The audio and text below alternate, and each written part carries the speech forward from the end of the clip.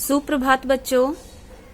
आज हम हिंदी की कक्षा में एक कहानी सुनेंगे और कहानी का नाम है तितली और मधुमक्खी।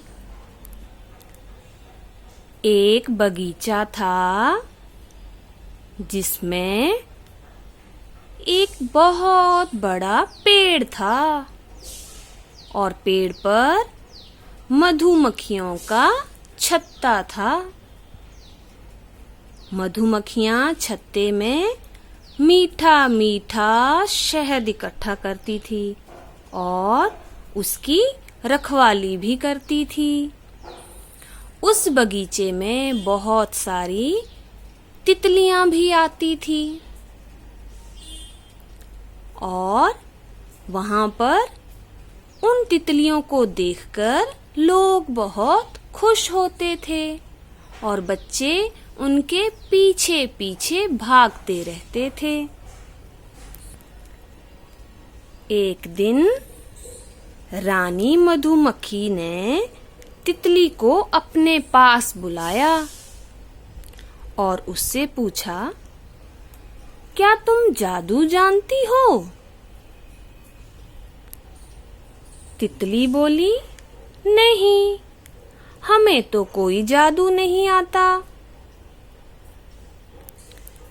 तो रानी मक्खी बोली, फिर ऐसा क्यों है कि हम लोग मीठा मीठा शहद लोगों को देते हैं, लेकिन लोग फिर भी हमें मार देते हैं, और तुम कुछ भी नहीं करती हो, लेकिन फिर भी लोग तुम्हें देखकर खुश हो जाते हैं।